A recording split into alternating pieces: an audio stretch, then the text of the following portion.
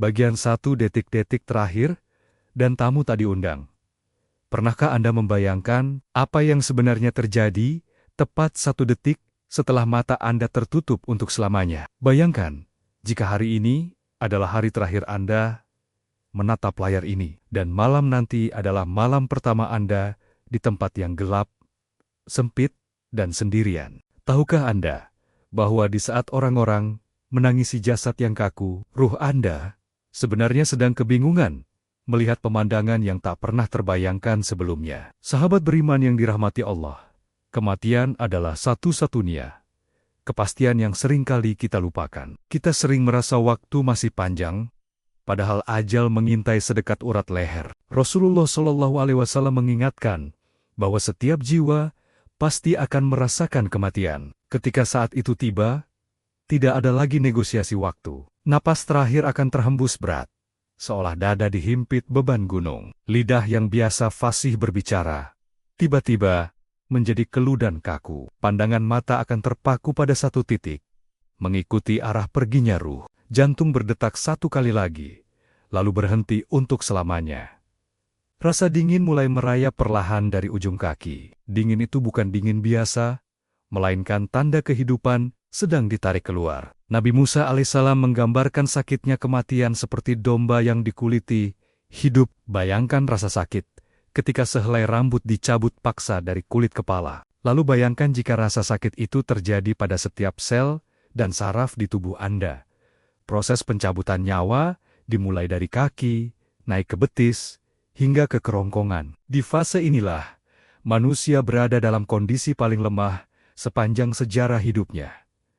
Namun, ujian belum selesai hanya dengan rasa sakit fisik. Di detik-detik kritis ini, musuh abadi manusia, yaitu setan, datang untuk terakhir kalinya. Ia datang membawa tipu daya yang sangat licik. Setan memanfaatkan rasa haus yang luar biasa saat sakaratul maut. Ia menawarkan air sejuk, namun dengan syarat Anda harus menggadaikan iman. Ia bahkan bisa menyerupai wajah ayah atau ibu yang sudah wafat. Mereka akan membisikkan keraguan agar Anda mati dalam keadaan tidak beriman. Inilah pertaruhan terbesar dalam hidup seorang manusia. Jika iman kita rapuh, kita bisa tergelincir di detik terakhir. Namun bagi mereka yang istiqomah, Allah akan meneguhkan hatinya. Malaikat maut tidak datang sendirian. Ia membawa pasukan.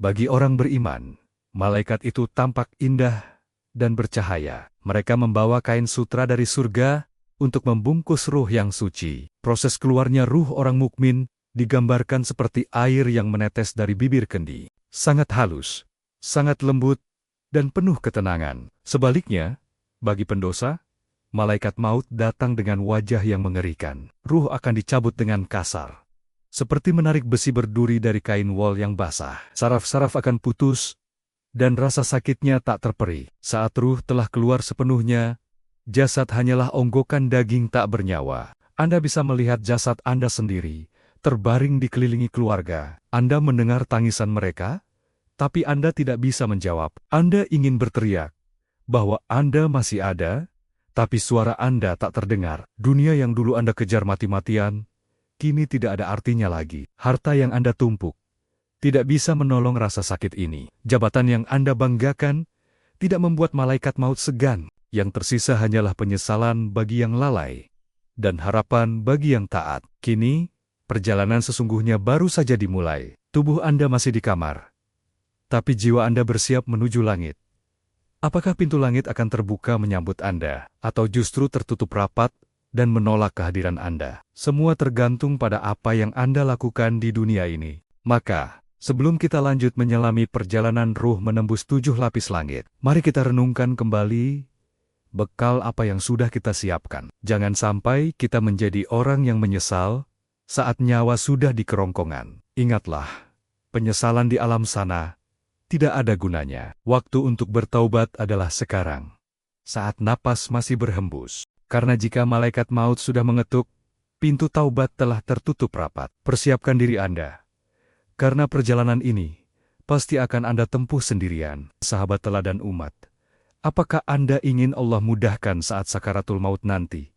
Mari kita saling mendoakan. Tuliskan doa, ya Allah, wafatkan kami dalam keadaan husnul khotimah di kolom komentar di bawah. Dan bagi Anda yang ingin terus mendapatkan pengingat keimanan seperti ini, pastikan Anda sudah menekan tombol subscribe dan nyalakan lonceng notifikasinya di channel Teladan Umat.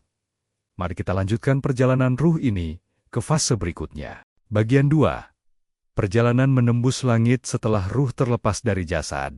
Ia tidak langsung menghilang begitu saja. Ruh itu kini berada dalam genggaman para malaikat. Bagi orang beriman, ruhnya mengeluarkan aroma yang sangat harum, lebih harum dari minyak kasturi terbaik yang pernah ada di muka bumi. Para malaikat pembawa rahmat akan berebut untuk membawa ruh tersebut. Mereka membungkusnya dengan kain kafan dari surga yang lembut. Kemudian, ruh itu dibawa naik menembus lapisan-lapisan langit. Setiap kali melewati sekelompok malaikat di langit, mereka akan bertanya dengan takjub, "Ruh siapakah yang sangat harum dan indah ini?" Maka para malaikat pembawa akan menjawab dengan menyebut nama terbaiknya. Mereka memanggilnya dengan gelar-gelar mulia yang biasa disandang di dunia. Pintu-pintu langit pertama hingga ke-7 akan terbuka lebar menyambutnya. Penghuni langit bergembira menyambut kedatangan jiwa yang taat ini. Hingga akhirnya, ruh itu sampai ke hadapan Allah Azza wa Jalla.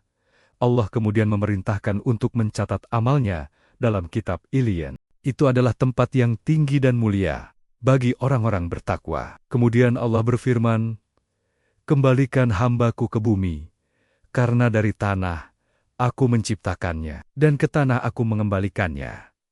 Dan dari tanah pula aku akan membangkitkannya kembali." Maka ruh itu turun kembali dengan tenang untuk menyaksikan jasadnya dimandikan. Namun, kisah yang sangat berbeda terjadi pada ruh orang yang ingkar. Ruh mereka mengeluarkan bau yang sangat busuk. Lebih busuk dari bangkai manapun. Para malaikat di langit menutup hidung dan merasa jijik. Mereka bertanya dengan nada menghina, "Ruh kotor siapakah ini?" Maka dijawablah dengan nama-nama terburuk dan panggilan hinaan. Ketika sampai di langit dunia, mereka meminta pintu dibuka. Namun, pintu langit tertutup rapat dan terkunci untuk mereka. Rasulullah membacakan ayat bahwa pintu langit tak akan dibuka bagi mereka sampai unta bisa masuk ke dalam lubang jarum, yang artinya mustahil. Allah murka dan memerintahkan amalnya dicatat dalam kitab Sijin, tempat yang paling rendah dan hina di kerak bumi. Ruh itu kemudian dilemparkan dengan kasar dari ketinggian langit. Ia jatuh terhempas kembali ke bumi dengan penuh kehinaan. Bayangkan betapa sakit dan malunya jiwa yang ditolak oleh langit. Di dunia ia mungkin pejabat, orang kaya, atau selebriti yang dipuja. Tapi di hadapan penduduk langit, ia hanyalah sampah yang tertolak. Kini, kedua jenis ruh itu, baik yang mulia maupun yang hina, kembali ke bumi. Mereka menyaksikan orang-orang yang sibuk mengurus jenazahnya. Ruh melihat siapa yang memandikannya dengan lembut. Ruh mendengar siapa yang menangis tulus karena kehilangan. Dan ruh juga tahu siapa yang datang hanya sekadar formalitas. Saat jasad dimandikan, ruh merasakan setiap sentuhan air itu. Ada ikatan misterius antara ruh dan jasad yang belum sepenuhnya putus. Ketika jasad dibungkus kain kafan, ruh pun bersiap untuk perjalanan panjang. Ia melihat wajah orang-orang tercinta untuk terakhir kalinya. Tapi tidak ada yang bisa melihatnya. Tidak ada yang menyadari kehadirannya. Saat keranda diangkat, ruh melayang mengikuti di atasnya. Jika ia orang soleh, ia akan berseru, "Segerakan aku, segerakan aku." Ia tidak sabar menuju nikmat kubur yang telah dijanjikan. Namun jika ia orang jahat, ia akan berteriak ketakutan, "Celaka aku! Mau dibawa kemana jasadku ini?" Teriakan itu didengar oleh seluruh makhluk, kecuali manusia dan jin. Andai manusia mendengarnya, niscaya mereka akan pingsan karena ketakutan. Perjalanan menuju pemakaman adalah perjalanan satu arah. Tidak ada tiket kembali, tidak ada kesempatan revisi amal. Mobil jenazah berjalan pelan, mengantar kita ke rumah masa depan. Rumah yang sempit, gelap, dan hanya beralaskan tanah. Sampai di liang lahat, tubuh kaku itu diturunkan perlahan. Papan-papan penutup mulai dipasang, menghalangi cahaya matahari. Satu persatu gumpalan tanah dijatuhkan, menimbun tubuh kita. Gelap mulai menyelimuti, suara dunia mulai meredup, dan ketika langkah kaki terakhir meninggalkan kuburan, saat itulah drama alam kubur yang sesungguhnya baru dimulai. Bagian 3. Malam pertama di Hotel Prodeo, bawah tanah sahabat teladan umat. Kini kita sampai pada fase yang paling sunyi. Para pengantar jenazah telah pulang ke rumah mereka yang nyaman. Istri atau suami yang paling mencintai kita pun harus kembali. Harta benda yang kita kumpulkan seumur hidup ditinggalkan di atas tanah. Yang menemani kita di dalam liang lahat hanyalah kain kafan putih. Dan tentu saja, amal perbuatan yang pernah kita lakukan. Saat sepi mulai mencekam, tanah kuburan akan berbicara pada penghuninya. Bumi tidak diam.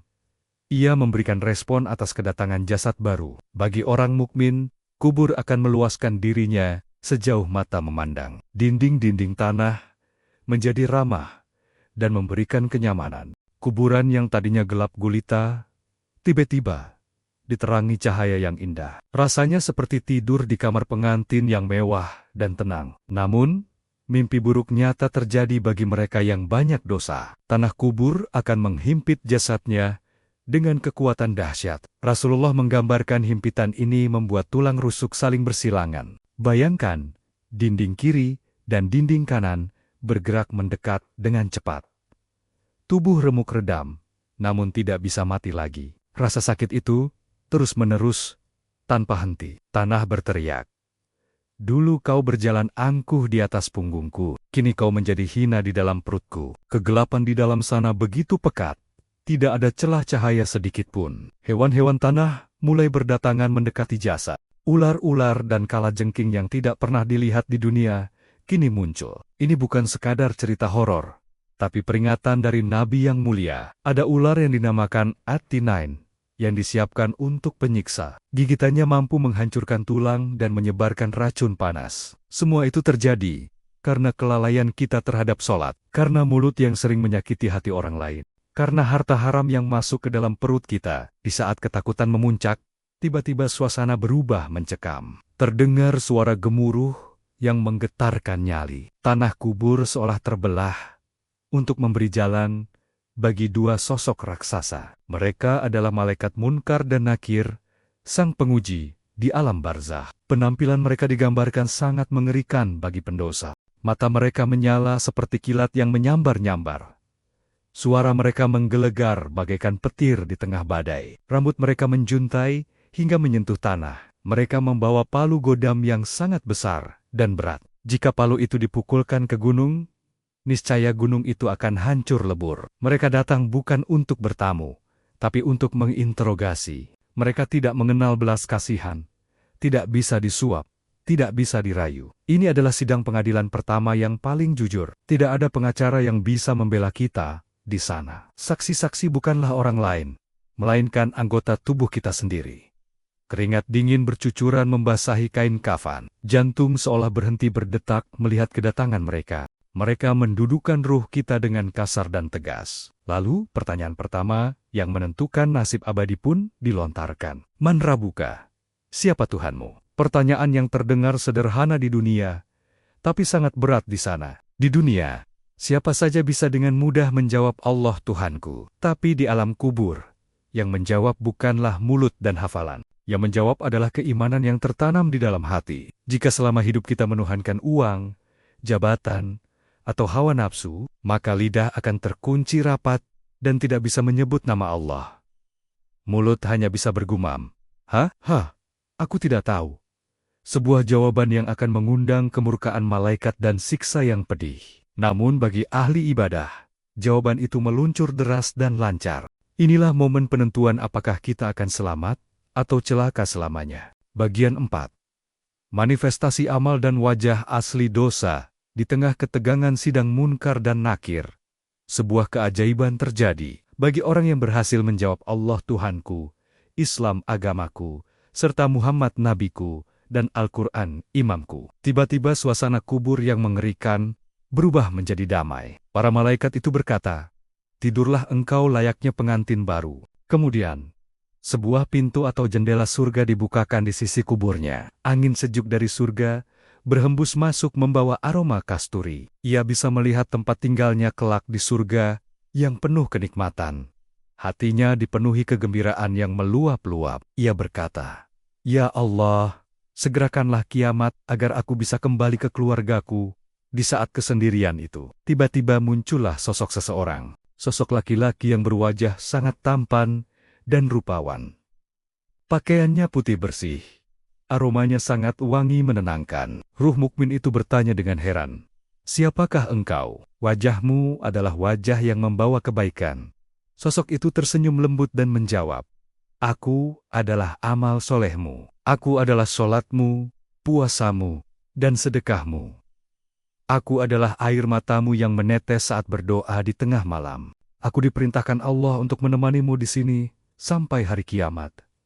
Bayangkan betapa bahagianya memiliki teman setia di tempat yang sepi itu. Amal soleh itulah yang akan menjadi perisai dari segala azab. Ia akan menjaga di sisi kepala, sisi kaki, dan sisi kanan kiri kita. Namun, pemandangan kontras terjadi pada orang yang gagal menjawab. Setelah dipukul oleh palu malaikat hingga hancur dan dibangkitkan lagi, kuburnya semakin sempit, panas, dan dipenuhi asap neraka. Pintu neraka dibukakan sedikit, agar ia bisa merasakan hawa panasnya. Itu baru hera atau uapnya saja, belum api yang sesungguhnya. Di tengah penderitaan itu, muncul sosok makhluk yang sangat mengerikan. Wajahnya buruk rupa, hitam, dan menakutkan. Pakaiannya kotor, robek-robek, dan menjijikan. Baunya sangat busuk, membuat siapa saja ingin muntah. Dengan gemetar, ruh pendosa bertanya, "Siapakah engkau?" "Wajahmu adalah wajah yang membawa keburukan dan kesialan." Makhluk itu menjawab dengan suara parau yang menyakitkan, "Aku adalah amal burukmu. Aku adalah dosa-dosamu. Aku adalah solat yang kau tinggalkan, zina yang kau lakukan. Aku adalah harta anak yatim yang kau makan, dan fitnah yang kau sebar. Aku akan menemanimu dan menyiksamu di sini sampai hari kiamat." Sungguh penyesalan yang terlambat dan tidak berguna. Teman maksiat di dunia sudah lupa, tapi wujud dosa setia menemani. Setiap detik terasa seperti ribuan tahun karena rasa sakit. Ia akan berteriak, "Ya Allah, jangan datangkan kiamat," karena ia tahu azab setelah kiamat jauh lebih dahsyat dari azab kubur. Inilah realitas alam barzah yang sering kita abaikan, bahwa setiap perbuatan kita di dunia akan menjelma menjadi bentuk fisik. Kebaikan akan menjadi cahaya dan teman yang indah. Keburukan akan menjadi kegelapan dan monster yang menyiksa. Pilihlah sekarang, teman seperti apa yang ingin Anda ajak ke alam kubur. Apakah teman tampan dan wangi, atau monster busuk yang mengerikan? Pilihan itu ada di tangan kita saat ini. Bagian 5. Reuni ruh di alam barzakh sahabat teladan umat. Alam barzakh bukanlah sekadar lubang tanah yang gelap. Bagi orang-orang beriman, barzakh adalah sebuah dimensi kehidupan yang nyata. Ia lebih luas dari dunia, lebih terang, dan penuh keajaiban. Banyak yang bertanya, apakah ruh orang meninggal bisa bertemu keluarganya? Jawabannya adalah, ya, atas izin Allah Subhanahu wa Ta'ala. Di alam barzakh, ruh-ruh orang mukmin hidup berkelompok-kelompok. Rasulullah menggambarkan mereka seperti burang-burang yang bertengger di pohon surga. Ketika ada ruh baru yang datang dari dunia, ruh-ruh lama akan menyambutnya. Penyambutan itu lebih meriah daripada keluarga menyambut kerabat yang pulang rantau. Mereka akan mengerumuni ruh baru itu karena rindu akan kabar dunia. Mereka bertanya, "Wahai Fulan, bagaimana kabar si A? Bagaimana kabar si B? Apakah putriku sudah menikah? Apakah rumahku masih terawat?" Namun, ada ruh yang berkata, "Biarkan dia istirahat sebentar. Dia baru saja melewati dahsyatnya sakaratul maut dan kesedihan dunia. Setelah tenang, ruh baru itu akan mulai bercerita. Jika ia memberitahu bahwa seseorang telah meninggal di dunia, namun tidak ada di sana, maka ruh-ruh itu akan berkata dengan sedih, 'Innalillahi wa inna ilaihi rojiun.' Berarti dia telah dibawa ke hawiyah neraka, seburuk-buruk tempat kembali. Ini menunjukkan bahwa jika ruh tidak berkumpul dengan orang soleh, berarti ia tersesat. Di alam barzakh juga ada tingkatan-tingkatan kehidupan. Ruh para syuhada, mereka yang mati syahid, memiliki keistimewaan luar biasa. Ruh mereka berada di dalam tembolok burang-burang hijau dari surga. Burung-burung itu terbang bebas memakan buah-buahan surga. Mereka bisa pergi kemana saja di temen-temen surga yang indah. Kemudian burang-burang itu beristirahat di lentera-lentera di bawah arsy Allah. Ini adalah kenikmatan pendahuluan sebelum masuk surga yang sesungguhnya. Ada juga kisah pertemuan ruh lewat mimpi yang benar atau ru'ya syadikah. Banyak ulama yang meyakini bahwa ruh orang hidup bisa bertemu ruh orang mati dalam mimpi. Di sanalah sering terjadi pertukaran pesan atau sekadar melepas rindu. Terkadang orang tua yang sudah wafat datang menasihati anaknya dalam mimpi atau meminta doa dan sedekah karena mereka sedang membutuhkannya. Itu bukanlah sekadar bunga tidur, melainkan sinyal dari dimensi lain. Hubungan kasih sayang tidak terputus hanya karena kematian fisik. Cinta karena Allah akan terus tersambung hingga ke akhirat. Bayangkan betapa bahagianya jika kelak kita dikumpulkan kembali bersama keluarga. Ayah, ibu, pasangan, dan anak-anak berkumpul di taman surga. Tidak ada lagi sakit, tidak ada lagi tua, tidak ada lagi perpisahan. Namun, semua reuni indah ini punya satu syarat mutlak. Syaratnya adalah satu frekuensi keimanan dan ketakwaan. Jika ayah di surga, tapi anak di neraka, pertemuan itu mustahil terjadi. Oleh karena itu, mengajak keluarga taat kepada Allah adalah misi penyelamatan agar kelak kita bisa reuni akbar di kampung halaman yang abadi. Jangan sampai ada satupun anggota keluarga kita yang tertinggal di neraka. Bagian 6. Rahasia 40 hari dan cahaya kiriman sahabat. Ada pemahaman di masyarakat tentang masa 40 hari setelah kematian. Meskipun ruh tidak gentayangan di dunia seperti film horor, namun masa-masa awal di alam barzakh adalah masa adaptasi yang berat. Ibarat orang yang baru pindah ke lingkungan asing, ruh merasa asing dan sepi. Di saat-saat inilah, peran keluarga yang masih hidup menjadi sangat krusial. Hadiah terbaik bagi mereka bukanlah karangan bunga yang mahal, bukan pula kuburan yang dibangun mewah dengan marmer. Hadiah yang paling mereka tunggu adalah doa tulus dari anak yang soleh, bacaan Al-Quran, dizikir dan sedekah yang diniatkan untuk almarhum. Semua itu akan sampai kepada mereka dalam bentuk cahaya dan kenikmatan. Dalam sebuah riwayat dikisahkan tentang kondisi ahli kubur. Mereka duduk menunggu kiriman doa seperti orang yang menunggu bantuan makanan. Ketika doa itu datang, kubur mereka menjadi terang benderang. Mereka bersorak gembira.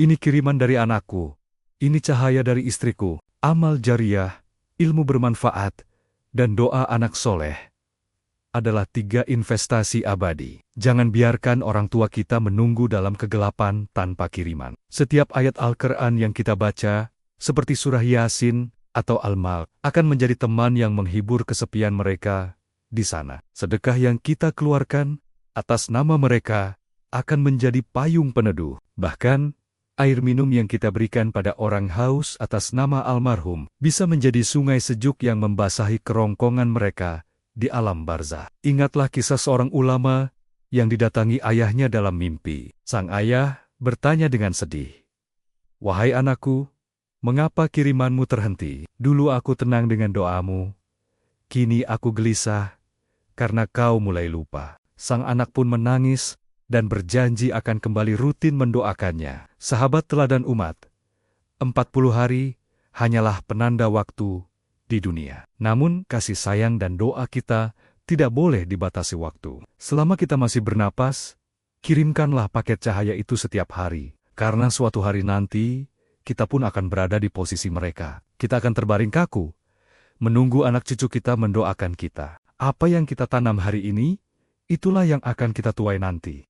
Jika kita rajin mendoakan orang tua, insya Allah anak kita akan mendoakan kita. Hidup di dunia ini sangat singkat, seperti mampir minum saja. Gunakan sisa umur ini untuk memperbanyak bekal perjalanan pulang. Perbaiki sholat kita, perbanyak sedekah, dan jaga hubungan silaturahmi, agar saat malaikat maut datang menjemput nanti, kita menyambutnya dengan senyuman, bukan dengan jeritan ketakutan. Semoga Allah menjadikan kubur kita dan keluarga kita sebagai taman surga, dan menjauhkan kita dari sempit dan panasnya lubang neraka.